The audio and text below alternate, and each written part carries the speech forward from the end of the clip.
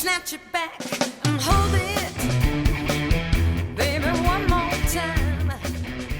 In this episode, I want to take a look and listen to the JCM Slash 2555 SL model, which is based on the Marshall Silver Jubilee 2555 amp from 1987.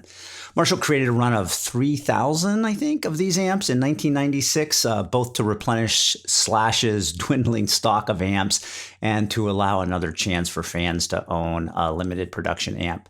The 2555 had an even more recent rebirth in 2015. The simulation is a tad simpler than the previous amp, so I can manage to explore the controls and demonstrate a couple of manual presets all in a single episode. Let's get started. The first thing I will mention is the real amp does have a 50-watt triode setting and a 100-watt pentode setting. This simulation only models one of those settings, but there is no information provided as to which one. According to the manual, there are tonal differences, not just volume differences. Quote, when EL34s are driven hard in pentode mode, high power, the resulting tone is big, fat, and in your face. When pushed hard in triode mode, low power, however, their tone becomes somewhat warmer. End quote. Let's do a quick review of the controls. We might as well start on the left and work our way to the right. In this simulation, the first control is a switch to toggle you between the rhythm channel in the up position and the lead channel in the down position. On the real amp, this was a push-pull knob on the output master knob. The real amp has a master LED between the output and lead master knobs. While we don't need it since we can see the toggle, I think it would have made for a nice touch. Maybe next time. The next switch is the rhythm clip toggle. This also is a push-pull switch on the real amp, this time on the gain knob. In the simulation, putting the switch in the down position adds crunch. The manual makes me think this might only affect the rhythm channel, as it says, quote, pulling the switch out adds extra crunch to your rhythm setting, end quote. But as you'll hear, it definitely also makes at least a volume change in the lead channel. We next have the usual suspects for EQ, the presence knob for very high frequencies, the bass for the bottom and punch, the middle for fat tone and more body, and the treble for adding brightness with high frequencies. Then you get separate volume controls, and here things might not be exactly what you think. When you're in the rhythm channel, that is, the lead channel toggle is up, the output volume is entirely controlled by the output master for both positions of the rhythm toggle. The lead master has no effect. The same is not true when the lead channel switches down. The output volume in this channel is controlled by both the output master and the lead master. The head is linked to the Marshall 1960 AV slanted cabinet, which has 4 Celestion G12 speakers. Also included is an SL version of the 1960 BV straight cabinet. In my preset, I put the straight cabinet on the bottom and panned it to the left channel. The AV is on the top and panned all the way to the right.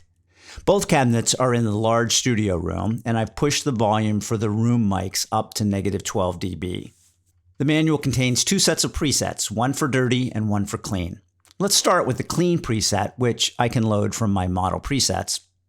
The manual doesn't talk about the positions for the push-pull knobs, so for the rhythm, we will listen with the switch in both positions. The manual doesn't explicitly talk about the lead channel switch, but given that the clean preset has the lead master control at 0, we can safely skip listening to the silence of the lead channel. For the clean channel, I'm just strumming some barred chords. Here it is with the rhythm switch up.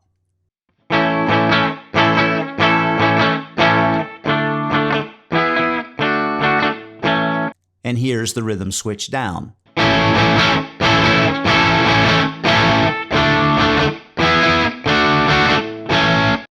I'm going to load the dirty channel now. The manual does state the dirty channel is for the lead channel, so we will skip the rhythm channel this time. But again, it doesn't specify the rhythm setting, so we'll take a listen with both positions. This time I want to play just some 2-note chords and a little muted string rhythm. In fact, let me first just play the direct injection version so you can hear how much the amp influences such a simple riff.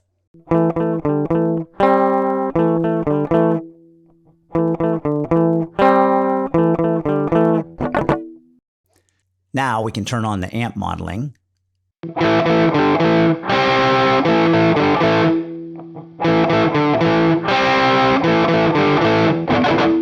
And now we can try it with the rhythm down.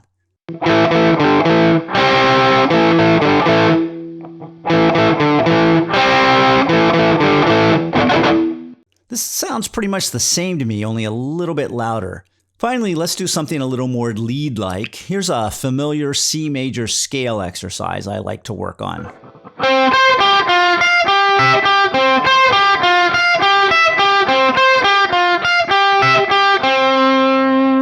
One thing to know about this simulation is you can find about a dozen presets that use this amp. They are located in the AmpliTube Collections folder inside the AmpliTube Slash folder.